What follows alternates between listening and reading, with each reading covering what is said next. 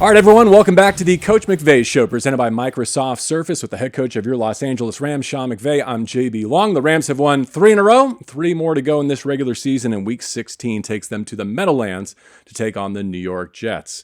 Before we get to that, how was your mini bye weekend, It was good. Sean? It goes quick, but it was. It's always a little bit more enjoyable when the guys were able to do what they were able to do.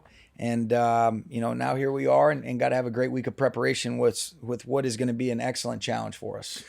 So working in football as we do, when I'm home on a Sunday, I try to watch football, and I get the gnarliest side eye from my lovely better half. Yeah. Granted, I'm not the head coach of a football team. When you try and watch football on Sunday, Veronica have anything to say about it? Incredibly patient. She knows. Okay. By the time the Sunday night game rolls around, she's like, "Are we still watching football?" And the answer is yes. But I love watching the game, and I'm a fan of the game. And so you see so many different things going on. The Sunday ticket now, where you can watch 4 games at once on the split screen. It's a lot to follow up sometimes, but that's exactly what we're doing at the McVay household when we don't have a game. Yeah. When you met with the team this morning, how did you transition from 49ers week to the Jets, and how do you frame the opportunity that's in front of them here? Yeah, so really what today was about was getting these guys back from the weekend off, getting a little bit of a lift, getting their bodies kind of turned over, and then being able to review each of the last couple games. When you end up playing the Bills and then it's a short turnaround, you're not really spending as much time reviewing that film. So it's cleaning up those 2 games, and then when they get back, tomorrow will be their day off, and then when they get back Wednesday, we'll set the tone for how we want to approach the week, where the focal points are, and how we need to put together a great week of preparation for an opportunity to go get number 9. All right, coach us up a little bit, will you? Because I know you're the best at this. I spin my wheels all weekend going through playoff scenarios, looking at the standings. I bet our audience does too. Yeah. You don't expend emotional energy on that. Help us be more like you. Yeah, well, I try to. If I followed my own advice all the time, JB, I'd be a lot better. But here's what is the truth, and I think when you go through and you've had different experiences like we've had over the years, none of the conversations are relevant if we don't do the only thing we can control, and that's great week of prep and try to play the best that we can in that 3-hour window that we're allotted on a weekly basis. And so what has been cool is the guys have focused on that. All we can do is the next right thing. And we can't win 3 games this week. All we can do is practice really well. And then ultimately when we go kick off at 10 a.m. in our head on Sunday morning in New York, we've got to play great against a team that played really well yesterday to be able to get a win. And so that is the stuff that you just immerse yourself in that work, because everything else, unless you told me they ended the season today, none of it matters. Yeah. I get that you haven't done anything yet, but in the same breath, you have. To get from 1-4 to where the Rams are now, that's an accomplishment that I don't want to overlook. How do you balance those 2 measures? Well, I think you're really proud of the group. I think this group has been resilient. I think there's always been a consistent ability to respond. I think we're playing physically tougher on both sides of the line of scrimmage.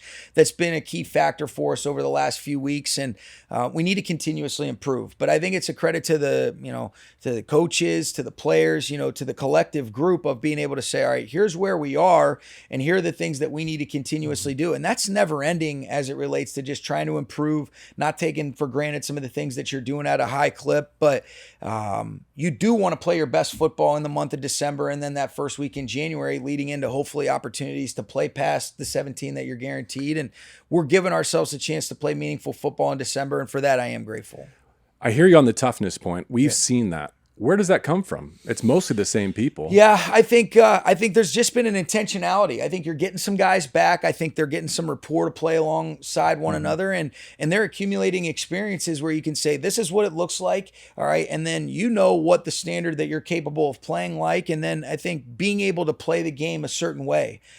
When you're able to do some of the things that we've been able to do as a team over the last few weeks, there are some critical factors that I think embody that toughness and how you want to be able to play the football game complementary on all 3 phases, or being able to pick each other up when the other side needs that boost. And I think that has been a huge factor in why we've been able to, have a 3-game winning streak right now. Sean, I've heard you crave continuity at various junctures this season. And as much as anything, I'm excited for this week of preparation for you and the Rams, because it seems like you do have the right guys in the right roles and can stack some blocks here because there's still room for improvement. That's exactly right. And that is a key thing.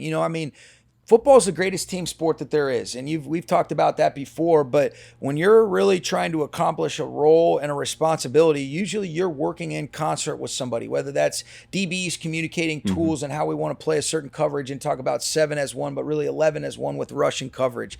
How are we hitting blocks in the run game based on what front structures, what's the type of concept, and then is the back pressing it to be able to set up those things. And you get better when you work together with people, especially when you have the right kinds of guys and there's an intentional process that's implemented on a weekly basis. And I think there have been some areas of improvement. And like always, there's going to be things where you say, all right, we got to get better here. And these are the things that we've done well. Let's not lose sight of that in the midst of making some corrections in some other areas that we can improve on. At the crux of all that, whether it's leadership, it's toughness, it's knowledge of who the Rams are in this season, Tyler Higbee seems to meet all of those. Yeah, no doubt. What can layering him back into this tight end room in this offense mean? Well, I think you just mentioned it. I mean, he means so much to us in terms of, I think he's the ultimate glue guy. He's got such an ability to connect with his teammates. He's got just this energy and this charisma that's contagious. And then, there's a physical and a mental toughness that accompanies that, whether he's playing with the ball, without the ball. I think the tight end position, I obviously have an affinity for it, going back to getting an opportunity to, have that as my first position job. But what is asked of that spot and what Coach Caley does a great job with his group as a whole, it's pass protection, it's run game, it's lining up in different spots in the pass game. And Tyler has done that at a really high level for us for a long period of time. It's why he's got all the franchise records. Yeah, no kidding. Also on the health front, I get that a lung contusion or whatever it was for Cobie, that's not a 4-day turnaround. Can he be back this week on the field it's for you? It's looking positive. Okay. He's got one more hurdle or obstacle to kind of be able to check off. But talking with Reggie and his group this morning, he seems like he's trending in a positive direction. Great. And thank God for that. And it'll be great to be able to get him back. In the meantime, what a job those defensive backs did, especially Akello stepping into that role in San Francisco. He did. I thought as a whole, JB, I thought we were as sticky and connected in coverage. Thought we communicated. I thought that was why we were able to get a lot of hands on the football with pass breakups. And then obviously Darius's interception was critical. But Akello was big. I mean, it started off on the very first play of the game, getting a PBU, and he did an excellent job. I thought Aubrey and Coach Beek and Mike Harris and Coach Shula, they did a great job. I thought that was really reflected with how we played on the back end. Let's dig a little deeper into that win, and I want to talk one possession victories with you. The Rams now have 7 of them, tying their most in franchise history. And it made me think of a couple of things. Remember KOC's first year in Minnesota when they got all 11 wins by 1 score? That's right. That was most in NFL history, and many perceive that as like lucky, that they were going to be a candidate to be one and done in the postseason. Then on the other hand, I see the Kansas City Chiefs right now who are just on this incredible rip of winning when their best is required. I wonder where you come down on that, where it's just small sample size, it's luck, or it becomes a muscle that you flex in a trait? Well, I think there is a resilience that's been developed. One of the things that we challenged our guys with is, are we able to create our energy to compete hard, to respond to adversity, and ultimately to finish an opponent? Well, since the bye, we've been able to do that 7 out of 9 opportunities that we've had. And so that I am very proud. I think we have played complementary football, and that can be illustrated like we've talked about in a variety of ways. It might be really separating from somebody, or it might be picking each other up. I've seen us be able to finish games much better, and where you're able to say, all right, we get a turnover and then we take a drive so that when you give it back to them, they've got 20 seconds left, and now you've made it a 6-point game where they have to play for a touchdown. You're getting conversions to keep it at a 9-point game in the previous week. And so would you like to be able to open it up a little bit more? Of course, but last time I checked, they all count for the same. And I think that there is a muscle that's being developed. And I think we're continuously finding, opportunities to play our best ball in all 3 phases. And sometimes it comes together perfectly, but sometimes that's why you call it a great team sport. And I've seen each other be picked up, whether that's defense to offense, offense to defense, or the kicking game make key and critical plays. There's a thing called short week Sean McVay, and I want to know what the secret is. It's been one of the leading attributes of your tenure as a head coach. 7 in a row on short rest, 14-5 overall. I know it's not just you, clearly. What are some of the ingredients that go into spinning it around, going on the road and beating a rival? Well, I think, our players' ability, I think it's a key factor is how quickly can they turn over. Reggie does such a good job with his group of getting them turned over. That's a big toll on their bodies. And then I think our coaches have been able to identify, all right, what do we want to do? How do we want to do it? And how do we get it taught in a digestible manner that's able to be translated into that game. And so I think the guys have done a really good job of learning how to walk through, where you're taking that physical toll off, but really focusing on the above the neck, especially with just the limited ops that you do get. You're doing maybe 18 plays of full speed leading into a Thursday night game, but it's always a group and collaborative effort. I haven't heard that phrase before, so I just made it up on Thursday night. I hope you like it. What about when the weather is a factor? Like, did you plan for that type of ball game in that short amount of time? We had an idea that it could potentially be that way. We talked to them about, the 7 studs and making sure that we weren't slipping around, but sometimes it can be that perfect where it's a little bit of rain, but it actually makes the ball tackier. Well, that certainly wasn't the case in the second quarter. And so you did have some contingency plans. You always have a bad weather plan, especially as it relates to, all right, how does that affect some of the things that you would activate offensively? What do you need to be mindful of defensively in terms of, are we able to match? Do we want to get stickier? Do we want to play more vision zone? And so those were things that we had talked about. I didn't expect it to be quite as big of a factor as it was. And it ended up being kind of one of those games. And I thought our guys did a nice job of being able to handle the elements accordingly. You mentioned a 6-point lead in passing there a couple answers ago. I think this is one of the most fascinating elements of modern NFL football. The conventional wisdom is that a 6-point lead late might be the worst lead in pro football. Do you subscribe to that? Do you understand? It sounds better than losing. No doubt. But you get what I'm saying. And just to tease that out a little bit further, if you're up 6, the opponent's not looking for a tying field goal anymore. You're putting them in 4-down mode to go beat you, right? No question. All right. So last 2 games, there's an amazing parallel. Against Buffalo, I think we get it. Josh Allen's a buzzsaw. You want that to be a 2-possession game. You get the touchdown. San Francisco is completely different. It's a no touchdown, low scoring affair. So let's go to that 2-minute warning. You have time to think about it. It's 3rd and 4 at the San Francisco 32. Are you coming out of that stoppage saying 2 plays to get 4 yards? There's a possibility of it, but my mindset is I'm trying to be positive that we're going to get this conversion. And so I think in a lot of these instances, how you might want to be able to play it out, but I also think being in the moment, while not being reckless to, all right, what are the possible other scenarios that you want to be able to operate with? And so you probably are right there in a 4-down mindset, but fortunately Matthew recognized a little, mess up in the coverage and he ended up dotting it right on Cobie right there. So I didn't have to worry about that. Well, part of the reason I ask is 4-down mindset from empty doesn't necessarily go hand in hand, but that's what you did coming out of that. Yeah. And I think if you do think that you've got an opportunity to be able to still, have some high completion percentage plays right there, you're ensuring that you're getting all 5 eligibles out.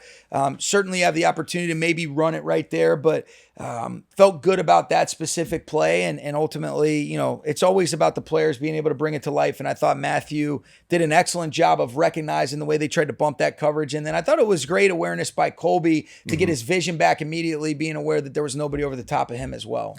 Any chance you'll tell us where that play was designed to go? Right there. Get out of here. What about the 3rd and 5 0 check to Puka the week before? That was that. Well, there was it was across the board read, but that was an alert that Matthew ended up doing an excellent job of being able to get to. But we'll keep some of those secrets in house. I bet you will. Part of that question is, would you have been willing to kick a 50-yard field goal there in those conditions in San Francisco with Karty? And it seems like he's and his kicking unit. I hate to just put that on one name. Sure. Have earned back some trust? I think so. And really, like you mentioned, the previous week, it was a totally different flow for the game. It's funny sometimes, you go for it on 4th down. Oh, really? What play are you calling? What is the play? What are you expecting defensively? Different things like that. And so there was a factor in terms of how that game was being played out, what was going to be required, the momentum that the defense had right there. But also, I'd be saying, well, that 48-yarder, he hit that thing pretty true, and it was right around the same kind of weather elements where the rain had kind of perfectly slowed down right there. I know it was going in an opposite direction, but there was a confidence, but there was also an ability to say, do we want to really just preserve a 3-point lead, or do we want to try to make it where they've got to have a touchdown to win the game? And so in that particular instance, and I'll answer your question, you're probably going 4 downs right there. And it had nothing to do with the confidence that we had in Karty and the kicking. It was more about, let's make this where they have to be able to get a touchdown in a game that a touchdown hadn't been scored yet. Chris Shula did send pressure on Purdy's Hail Mary, and that's something we've talked about on this show going back to the Washington-Chicago game, if memory serves.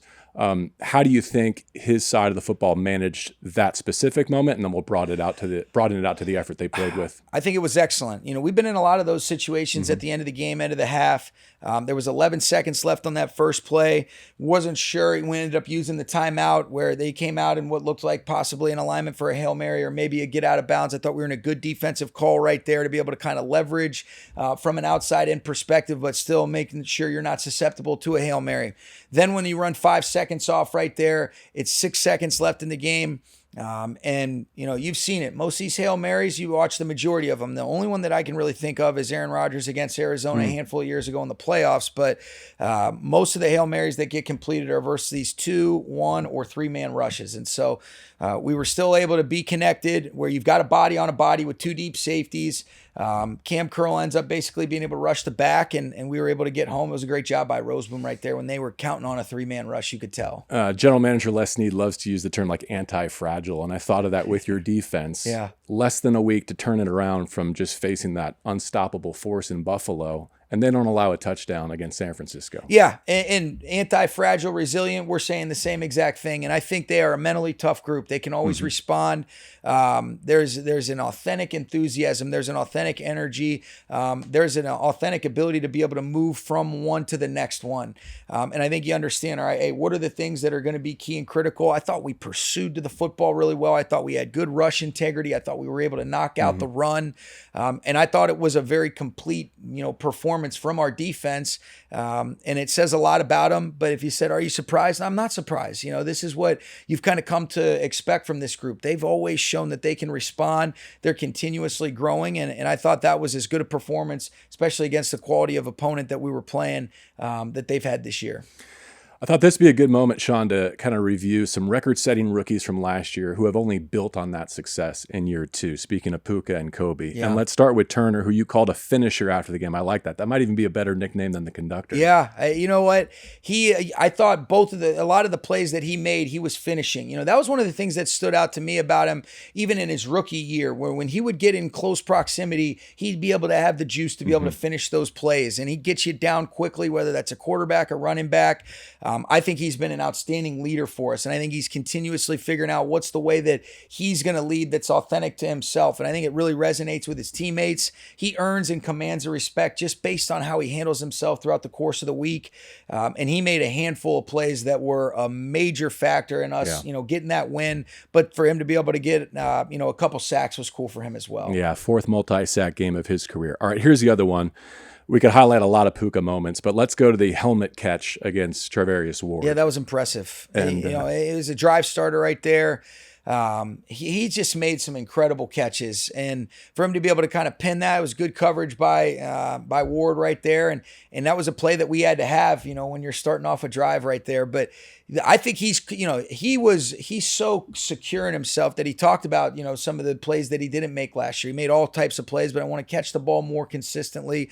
I think he's done that. And he's made, those 2 catches, that one and then the previous week, that was the best catch he's made of the year. And then we're sitting here a few weeks ago looking at 3 different catches, one against Philly, one against the Saints, and one against the Patriots. And I think the best one that he had was the one that he had against the Bills. That was as impressive of a catch as I've seen in person. That I can remember. I still don't know how the hell he made that play. No kidding. The throw too. The throw and catch. That's some high level type of stuff right there. No doubt. I have to shout out Rams tapes on social media because I hadn't seen the air check, the TV copy yet, and they caught this facial expression from you, Sean. And the question was posed, I wonder what McVay was thinking in this moment. Do you remember what you were thinking as you... That's a hell of a catch.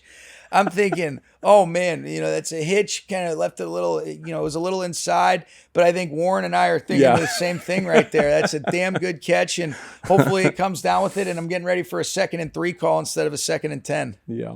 Here's I look like I'm happy there, huh? It's a smile. The concern was transitioning to a pleasantly surprised smile. I don't need to ask this question, but just for the sake of the show, Cooper Kupp not the least bit unnerved by going without a catch in that contest, right? That's what makes him special. It was a unique game. Yeah. I mean, you look at it, we didn't have many pass attempts as is. shortened the game. We were able to run the football effectively in the second half where possessions were limited. And, you know, you talked about the third down conversion to Colby Parkinson. Well, the guy that was motioning across that drew a whole lot of attention was Cooper Kupp.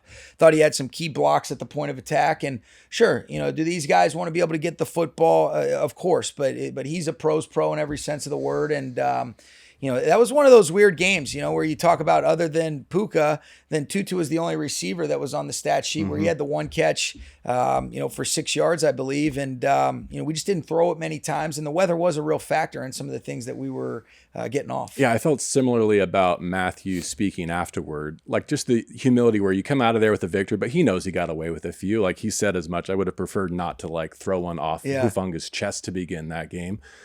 But they're unflappable nonetheless when the game materializes in a way that's not the way you drew it up. That's right. And I thought he played the game the way that it needed to be played based on, you know, what was important for us to give ourselves the chance to come away with the result.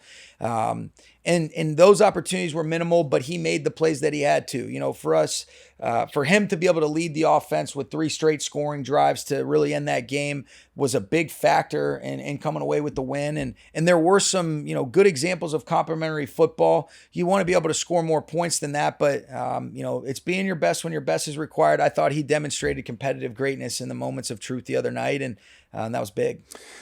A brief Week 16 preview here, and just when it looked like the Jets had had enough of this season, of course, their quarterback and their star receiver turned back the clock a little bit. Devontae Adams with 135 receiving in the final 4 minutes of regulation, the most in a game this century. Yeah, it was impressive. And I think he had all 198 in the second half, right? I mean, they got hot. They looked really good. Obviously, Garrett Wilson has been a great player this year with a lot of highlight catches himself. Aaron has been moving and navigating the pocket. He rushed for, the previous week, I want to say he ran for over 40 yards. And so we better get ready to roll. It's going to be a great challenge. Yeah, Rodgers led the Jets in rushing yards, meaning this Week 16 showdown is going to be a battle of dual threat quarterbacks with a bunch more zone read in the game plan. Yeah, I got a lot of grief about that one. From whom? From Gary Klein was questioning that, but hey, sometimes you got to make sure you keep them honest down there. You were building off the pattern that you had established in the prior week. That's right. You can't have red zone gun run and not keep the quarterback honest. I hope you got a nice weekend, a rest and recovery. Me too. Go get them this weekend in the stretch run. Always appreciate it. Thanks, JB. All right, for Sean McVay, I'm JB Long. Thank you for joining us for the Coach McVay Show, always presented by Microsoft Surface.